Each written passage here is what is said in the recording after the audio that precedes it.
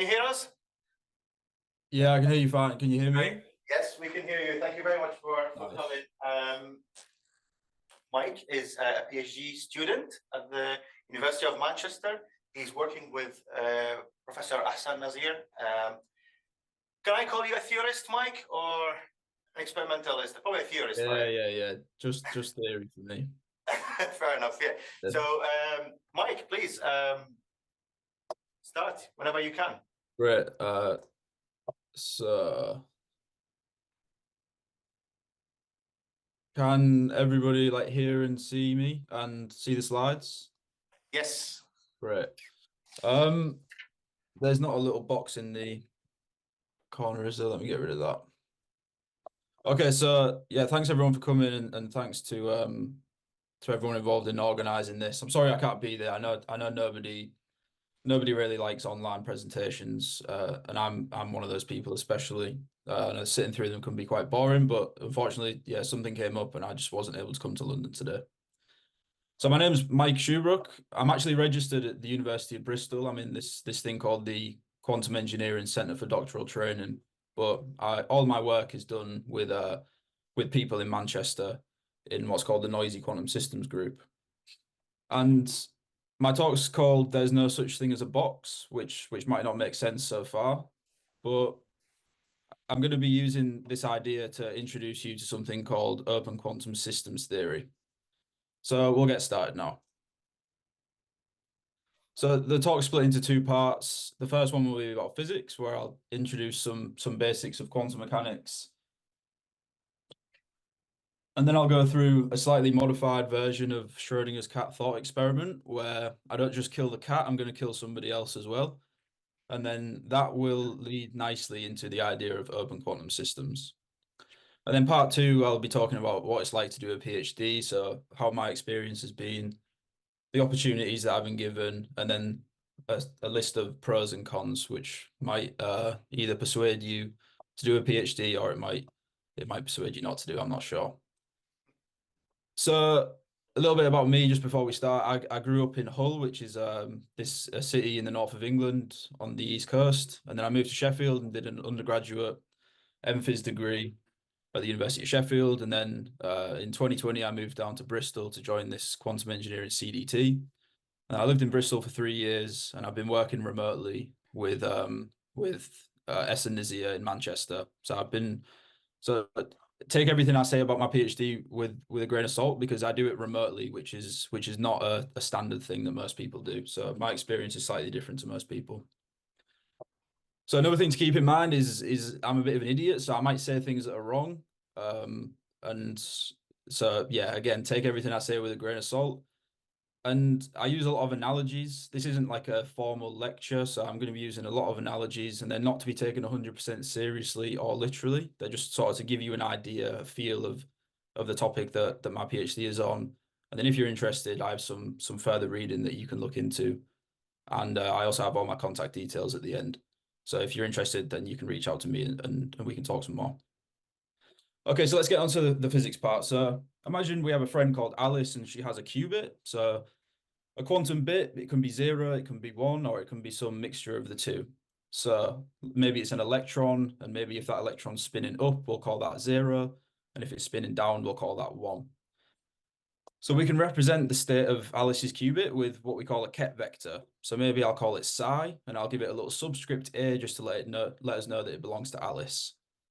So the state can be 0, which is represented by some vector, or the state can be 1, which is represented by some other vector. So we can represent states in this way with Ket vectors, but another way that we can represent states is by taking this vector and basically turning it into a matrix. So I take the outer product of the vector with itself, and I end up with a matrix that now represents the state of the system. And that might seem like a strange thing to do, but we'll find out that the matrix representations of states give us a bit of a nicer way of thinking about what's going on with the state. So for example, here, the density matrix that I'm showing you is for the state of the qubit being 0. And I'll explain what all these different elements mean in the next slide. So now we can move on to the idea of superposition, which is linked closely with the idea of coherence. So the principle of superposition tells us that any combination of valid quantum states is also a valid quantum state, with some caveats. So for example, Schrodinger's cat can be dead or alive, and it can also be dead and alive at the same time. So we have here we're shown an equal superposition of the cat being dead and alive at the same time. Alternatively, maybe we're thinking about the double slit experiment, and we can say that the state of the photon is going through the left and the right slit at the same time. So again, we have this equal superposition. And then if we think back to Alice's qubit, maybe we have some unequal superposition of it being in the 0 state and in the 1 state. And if anyone's wondering what these numbers are, you can think of them as essentially being the square root of the probability of being in that state. So if I square this number, I get a half and a half here. So there's like a half probability of it being dead or a half probability of the cat being alive.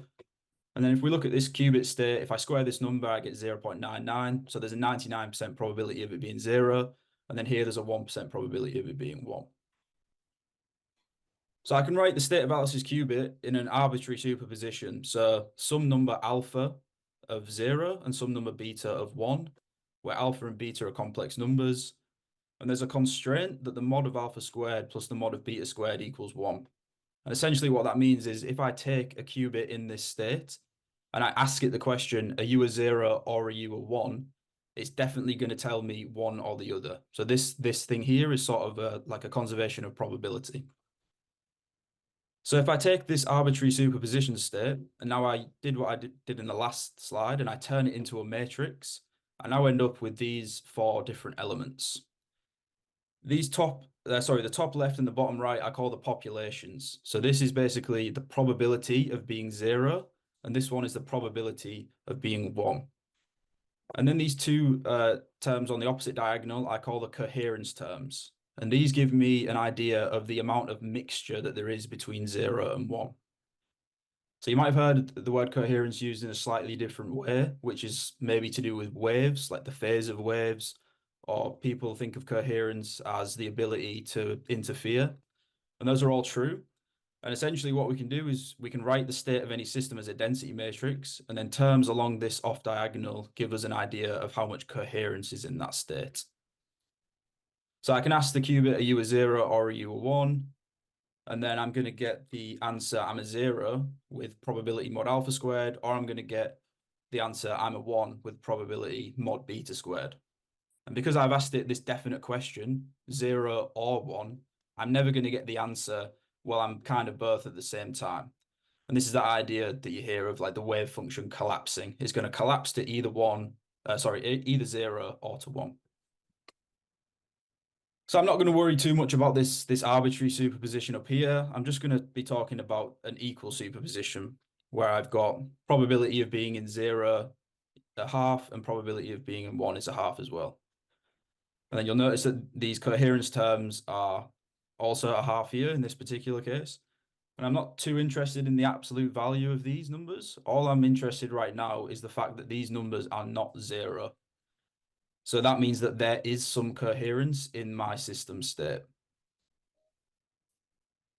So let's imagine Alice has a friend called Bob, and now they both have qubits.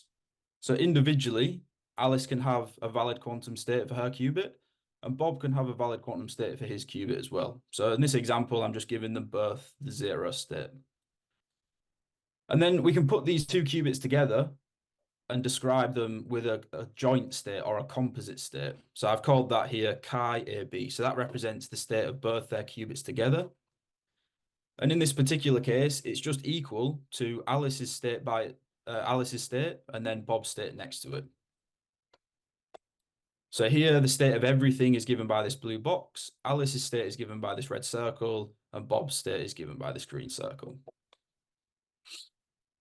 And this is a valid thing to do for any state. So I can make it look a little bit more complicated, but the logic is exactly the same.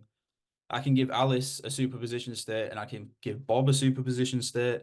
And then again, I could just describe the entire thing by basically just putting these states next to each other. And again, so we've got the joint state can be described by saying Alice definitely has this and Bob definitely has this, even if they like move far apart or anything like that.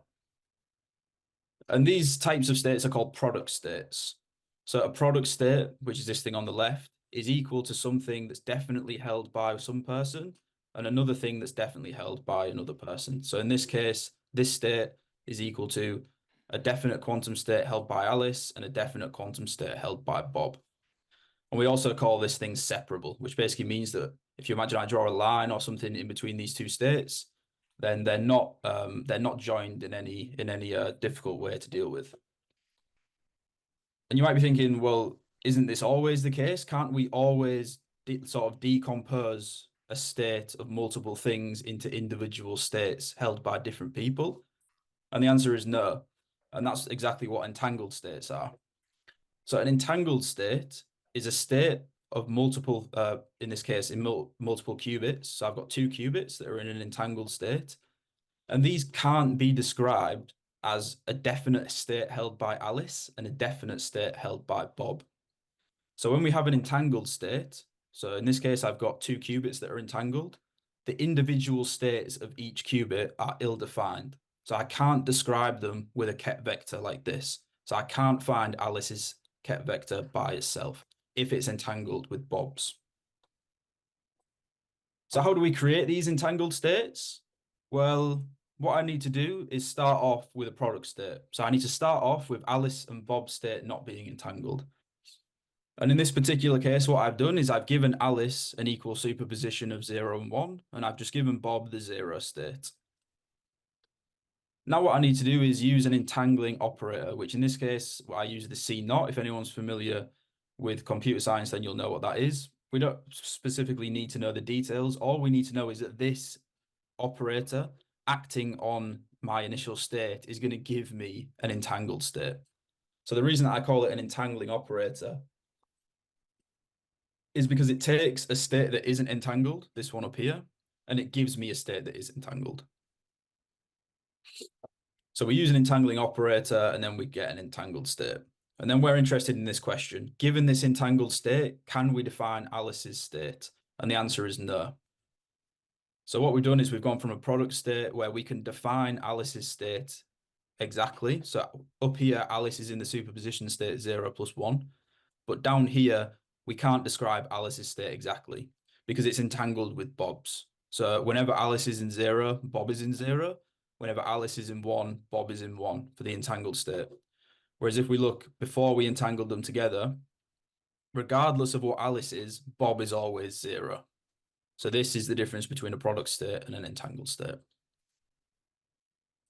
So now let's imagine that during the process of creating this entangled state, Alice and Bob have an argument.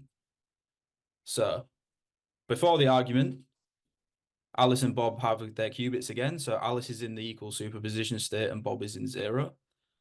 And now let's use this density matrix that I was talking about and we'll see why it's useful. So what I'll do is I'll take Alice's initial state and I'll write it as a density matrix. And now we see that there's coherence terms in Alice's state. So these two diagonals along this diagonal are not 0, which means that Alice has coherence in her state, which we can see because it's in a superposition. So basically, whenever I say the word superposition, you can just imagine that I'm also saying it has coherence. They're sort of the same thing. So now let's say they perform their controlled knot and they create their entangled state. Okay. But then they have an argument and Alice no longer has access to Bob's qubit anymore. And she just wants to know, well, what's the state of my qubit? And we've said that the state of her qubit is ill-defined. But there is something that we can do. We can't find the exact state of the system, but we can create a density matrix from the entangled state, which describes possible measurement outcomes of Alice's state. So the density matrix can do two things. One, it can describe the state of a system. And two, it can describe possible measurement outcomes of that system. So those are two subtle differences. And essentially, we use the first one for when we actually know the state of the system, and we use the second one for when the system is entangled with something else, and then we no longer have access to the other part of the entangled state. And if we just look at the two different density matrices, so the one before being entangled with Bob and the one after being entangled with Bob, we notice that the one before has coherence terms and the one after doesn't have coherence terms. And this process is the process that we call decoherence. So decoherence happens when I have a system with coherence, and then it becomes entangled with something else. And if I then lose access to that other thing, my thing decoheres. So that's what decoherence is. So the difference between product and entangled states, for a product state, I know the state of the full system, and I also know the individual states of each part. Whereas an entangled state, I know the state of the full system, but I don't know the individual states of each part. And then again, if I only have access to part of an entangled state, so if I only have access to Alice's qubit and Alice and Bob's qubit are entangled, then Alice's qubit is going to decohere, which means it's going to lose its ability to be in a superposition. So a nice little analogy that, like I said at the start, isn't perfect, but it's quite good, is that you can think of a product state kind of like a ham and cheese toasty, and you can think of an entangled state like a cake. So what did I say about product states? I said I know the states of each individual part. So I liken that to being able to ask a question like, how does the cheese taste in this toasty? And I also know the state of the full thing. So I can also ask, how does the toasty taste as a whole? And both those are fairly valid questions to ask. But then what did we say about a cake? We said we don't know the states of the individual parts, but we do know the state of the full thing. And you can think about that as me giving you a piece of cake and asking, how does the flour taste? I'm asking you a question about an individual part, and it doesn't really make sense. But I can ask you a question about the full thing. I can ask you, how does the cake taste? So that's you can think about the difference between product and entangled states kind of like that. It only makes sense to ask questions about the full entangled state, not about parts of it. Okay, so now we'll get on to looking at Schrodinger's cat. So I'm gonna assume that everyone's heard of Schrodinger's cat before, but if not, all we need to know is that we have a cat inside a box, and I can prepare it in such a way that the cat is dead and alive at the same time. Okay. So I can draw the state of what's inside the box like this. I've got 50% probability of the cat being alive and 50% of it being dead. And again, this little A subscript is just going to mean that the cat belongs to Alice. So if I was to write this state as a density matrix, I would see that it has coherence terms, right? Because it's in a superposition. So now let's put Bob outside the box. So Bob cannot see through the box because we assume that the box is perfectly closed. Nothing can get in and nothing can get out. So the state of everything now is the cat is still in this superposition state, and Bob is just in this sort of like neutral facial position, facial expression. So now what I do is I kill Bob and I turn him into a ghost, and now I assume that Bob can go through the walls of the box. All right. So Bob goes in the box, and if he sees the cat being alive, he's happy. So if the cat is alive, he's happy. If he sees the cat dead, then he's sad. And this is of a similar form to what we had before, this entangled state where Alice's qubit was 0, Bob's qubit was 0. Alice's qubit is 1, Bob's qubit is 1. It's the same form. This is an entangled state. Bob has become entangled with the cat. So now what happens if Bob disappears and he no longer haunts us and we never see him again? Well, it's exactly the same problem as we had before. We've got an entangled state and we lose access to part of it. And what that means is that the thing inside the box decoheres. So we've lost the coherence terms, which means it's no longer in a superposition. So at the start, we went from the cat being in a superposition where we had coherence terms in its density matrix, where it was dead and alive at the same time. But now we have no coherence terms anymore. It's not in a superposition, so it's not dead and alive, it's dead or alive. We just don't know which one. And there's a subtle difference between those two things. Okay, so now everyone's thinking, how is this guy doing a PhD? He's talking about ghosts. There's no such thing as ghosts. And that's true, but there's also no such thing as boxes either. So the box can never be closed. It's always open. And we can maybe engineer our box to be as close to being closed as possible, but it's always open. Okay. So instead of a ghost Bob, what about if I think about a photon getting into this box? And then maybe the photon bounces off in slightly different directions, depending on if the cat's dead or alive. And what we should notice here is that this is just an entangled state as well, okay? So if the cat's alive, the photon bounces off in this direction. If the cat's dead, the photon bounces off in another direction. And then what's going to happen? We can try and catch the photon if we want and have, because then we would have access to it. But it's pretty unlikely we're going to be able to do that. And what does that mean? It means we've got an entangled state and we've lost part of it. So again, that means that the state of the cat is going to decohere. It goes from being dead and alive to being dead or alive. So this is the idea of open quantum systems. So essentially, let's say we've got some quantum system. We've got a quantum computer, like this is Google's Sycamore chip down here. We're probably going to want this thing to have coherence, right? Because a lot of the power of quantum computing comes from the ability to be in a superposition. So we do not want this thing to decohere, right? So we put all this stuff around it, we cool it down, we do a bunch of stuff, and we try and basically close a box around our computer so that outside stuff doesn't get in. But the thing is, stuff always gets in. There's always particles coming and hitting our quantum computer, becoming entangled with it, and then sort of disappearing. We no longer have access to the full quantum state, which means that our quantum computer is going to decohere. Okay, and if our quantum computer decoheres, that basically just means that we've made an extremely expensive classical computer. So we've sort of wasted our time. So there's no such thing as a box. It's impossible to fully isolate a quantum system from the outside world, which we call the environment. And something to think about, even if I could give you a box, if I was a genie and I could give you a completely closed box, would you want to put a quantum computer in that box? Well, you might think, well, maybe because then nothing's going to interrupt with my computer and it's going to do its calculation and then I'm going to get huge exponential speed ups and everything will be good. But if nothing can get in and nothing can get out, how are you going to communicate with it? Like, how are you going to tell the computer what to do and how are you going to get answers back? Well, you're not going to be able to. So there always needs to be a channel into your computer that you can talk to. And if there's a channel, you're not going to be able to control everything that goes on in there, which means that stuff is going to get in, stuff is going to get out, and your computer is going to decohere. Okay, so when we take this idea of the box being open into account, what changes? So here's the Schrodinger equation.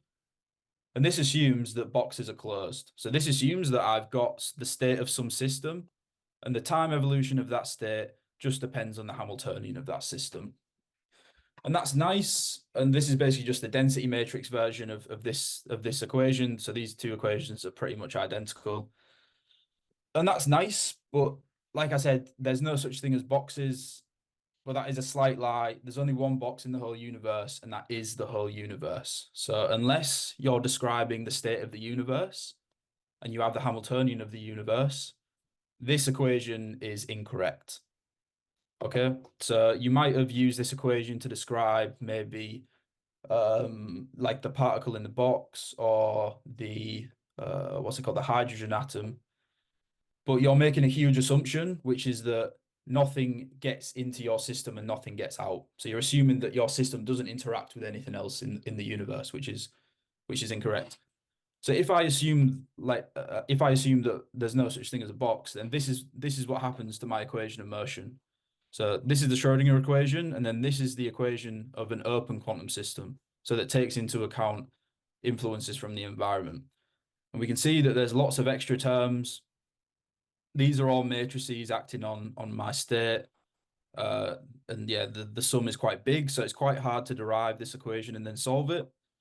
And essentially what it does is it has extra terms that basically ask, how does the environment affect the state of my system? So how maybe my system is losing energy to the environment, maybe it's losing coherence to the environment. And then that's what these terms find for me. Okay, so what do the results look like? So here I'm plotting the excited state population of some system. So it's just oscillating between 0 and 1. So it's just a two-level system. There's an excitation going between the ground and the excited state over and over and over again. And this is when I assume that it's inside a closed box. When I assume that the box is open, so there isn't a closed box, we can see that I oscillate between 0 and 1, but something's happening. I'm losing my energy somewhere. And basically my energy is being lost to the surrounding environment. And then another thing that changes is equations of motion become much more difficult to solve. So you can see this one only took 12 seconds and this one took 300 seconds. And that's basically because we're simulating the effect of many other things. We're not just assuming that our qubit is like perfectly alone by itself. We're also taking into account all these interruptions from the environment. So summary, superposition and coherence, we can sort of think of as being the same thing. So that means that decoherence is when we lose the ability to be in a superposition. If I have access to part of an entangled state, then that thing decoheres. It loses its ability to be in a superposition. And then open quantum systems is where we take what we call the environment into account. So we don't assume that we can put our quantum system inside a perfectly closed box. We assume that that box is open, and then we think about what happens when other things that we can't control get in. So an example of the environment might be photons. It could be like vibrations in a solid. So you might try and put qubits inside a solid, and then there's slight vibrations of all the molecules, all the atoms inside the solid, and then they're going to interrupt my system. And then there's also like thermal fluctuations, all these things that we can't control. And I think the idea of open quantum systems is to study the effect of the environment and then basically try and engineer ways to minimize those effects. And then there's also certain things that can happen where you can sort of use the environment to your advantage, which is quite interesting, but I think that's a bit too, I'm not going to get into that right now. Okay, so that's the physics part of the talk done. So now I'll talk about what it's like to do a PhD.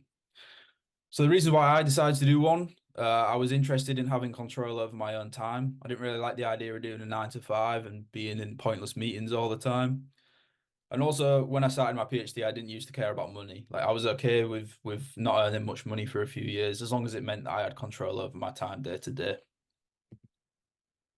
And the reasons why I chose the particular project that I chose is just because I'm interested in reality. And as soon as I heard that all of the quantum mechanics that I'd learned so far was sort of ignoring a huge part of reality, I thought, well, I want to study that and see what's going on, basically. So I'll talk you through a typical day of what my time as a PhD student's been like.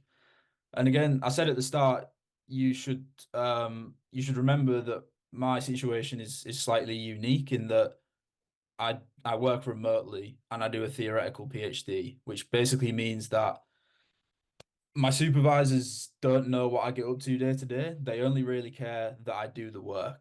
And that means that I can sort of like plan my day as I wish. So for me, what that usually meant was that I'd go and train jiu-jitsu in the morning because I didn't have anything to be at work for. I could sort of do with my mornings as I pleased. And then this is the physics building at Bristol where I used to work. I moved away from Bristol a few months ago, but yeah, I mean, there's like a beautiful castle, and if you're the kind of person that enjoys physics and enjoys solving equations, then like there's nothing better than solving equations inside a castle. Which I mean, yeah, it was a beautiful place to work.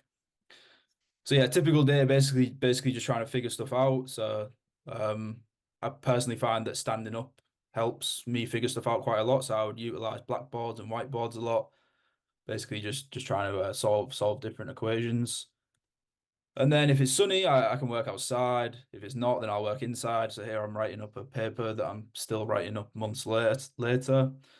And then occasionally I would work from home, right? So this is just me using my window at home as a whiteboard. So here's an atypical day. So these are days that sort of stand out, like cool and interesting opportunities that I've had. So one of them was the group at Bristol, which is called Quantum Engineering Technology Labs. A few of us got to go to this music festival called Blue Dot, which is basically an electronic music and science festival. So we put on a stall, which you can see here, where we basically talked to people who were interested about how you can use quantum mechanics to create new and interesting technologies. And then yeah, I mean, we got to go to this music festival for free, which was quite cool. And then being at a music festival and talking about quantum mechanics, you run into some pretty interesting characters, like people who want to talk about parallel universes and like what's it, telepathy, whatever that's called, I can't remember. So yeah, you run into some pretty interesting people there. So another atypical day, me and some of my friends at Bristol made a podcast called Entangled With, where we talk to like leading experts in the field of quantum technologies. So for example, this is an episode that I did with one of my friends with a guy called Daniel Sang, who works at Google, and he was actually one of the authors on their supremacy paper from 2019. So we got to speak to him for about 90 minutes about this paper and about what it's like to work at Google, which was a pretty like interesting and unique experience. And then summer of 2022, me and some people at Bristol in Ket Labs, which is a quantum engineering technology labs, we put on a summer school for some A-level students, which was really interesting. So they started off the week pretty much knowing nothing about quantum mechanics. And then this is me giving electron entanglement, which is basically, it was sort of a drawn out version of what I've been talking to you guys about so far. So some pros and cons of doing a PhD. So pros, I would say job satisfaction. Like I said, if you're the kind of person who enjoys doing stuff like this, then being able to do it every day is really satisfying. Freedom of time. So like I said, this might be unique to me because of my like situation working remotely, but I can sort of just do whatever I want day to day, which isn't going to be the case for everyone, right? So uh that's one reason why I would lean towards doing a theory PhD because it can sort of be done from anywhere at any time. So one day I was stuck on a calculation and I was getting super bored. So where I used to live in Bristol, it was like an hour away from Stonehenge. So I went to Stonehenge for the day. And then another time, me and my friends just decided to go to Barcelona. And academia is the sort of place, for the most part, where you don't really need to uh, ask your supervisor many things, at least in my experience. Like, I can sort of just go away for the week, and as long as I get my work done, it's all good. Like, my supervisor doesn't care that I'm sat at my desk from 9 to 5, as long as the work gets done. So freedom of time. So this is a few screenshots of like a week in my life, 4 different weeks. It's color coded, so you don't need to know what the colors mean, but basically you can just see that each week is quite different. And pretty much, so yellow for me is obligations with university. So you can see here I had 2 hours of obligations where I actually needed to be sat at my desk in a meeting. Here I only had yeah, I had 2 again. So you can see, for the most part, I get to choose what I do with my week. This week was a bit different, where I had quite a lot of things to do. But yeah, that's just sort of to give you a like a pictorial representation of how different the time can be. So another pro of working in academia is travel. So if you get a good travel budget, then you can go to different conferences. So here I went to Vienna in summer and I just presented this poster. So I went to a week-long conference on quantum thermodynamics, which was pretty interesting. And then because I was already like in Europe, I decided to just extend that like with my own money and went to Istanbul and Romania. And then this past week, I was actually in Edinburgh for the week. I've just started working with a group in Edinburgh, and university paid for my full thing. They paid for the travel, the hotel, all my food and everything. So yeah, I mean it's pretty good experience really. Yeah, so cons. So this might be the part that's most interesting to people. So money, you don't have much money as a PhD student. You don't really get paid that much. I guess it depends on how much you spend, really, doesn't it? But I mean, it's not a great deal of money. And I think the worst part of it is you don't get a pay rise year to year unless the stipend goes up for inflation. It's not like you earn more in the fourth year than you do in the first year.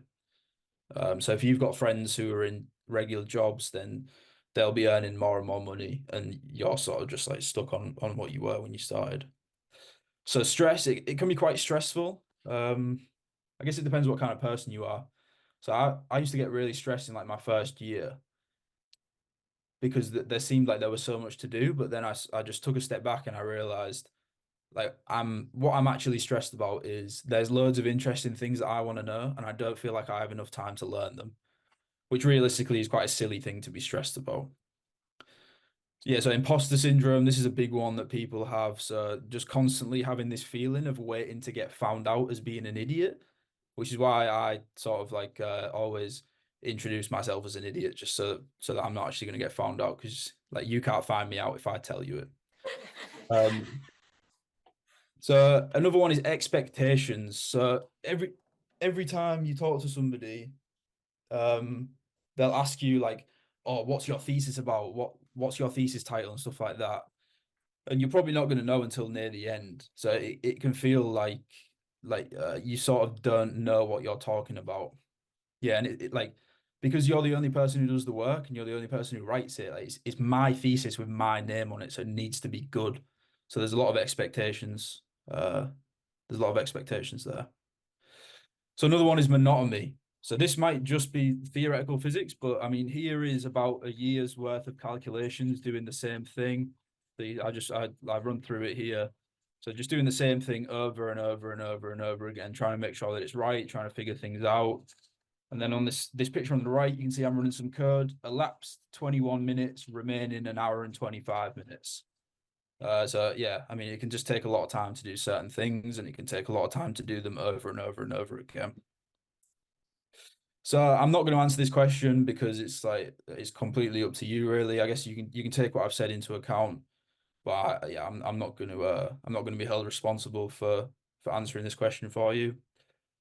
So anyone who's interested in the stuff that I've been talking about, there's some further reading. So I have some what I think are quite good notes on quantum entanglement, which is sort of like what the first part of the talk was based on, and I'm happy to send those over to you if you send me an email. So my thesis, when it's finished, I graduate in next September, so it'll be finished then. So there's a couple of textbooks. One of them is called Decoherence. This is probably the best textbook I've read on open system stuff. It's not super technical. So like the first two chapters, there's barely any equations in it at all. It's just sort of giving you intuition. It's really, really, really good. The theory of open quantum systems, this is super dense, super mathematical. I wouldn't recommend this unless you're really comfortable with maths, and I would start with this either way. And then these two books here, by David Deutsch, who's like the father of quantum computing, people call him, and he's a professor at Oxford. They both have a couple of really good chapters about quantum mechanics. So this first one, the fabric of reality, he has a full chapter about the double slit experiment, where I'm pretty sure there's not a single equation in it, and he basically argues that the double slit experiment sort of proves that Everett's interpretation of quantum mechanics is true. And then he has a couple of chapters about quantum computing in the beginning of Infinity. So they're not super related to like the open system side of stuff, but they're just really interesting books on physics. Yeah, so I've got my like a couple of emails here, a LinkedIn, and I also have some YouTube videos where I explain like what my PhD is about. So it's a bit more technical, sort of like going through calculations in some detail. And then there's a QR code which should take you to my email here.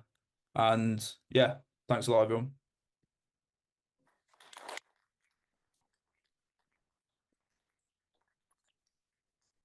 Very much, Mike. Really appreciate that. I actually really like the book as well by David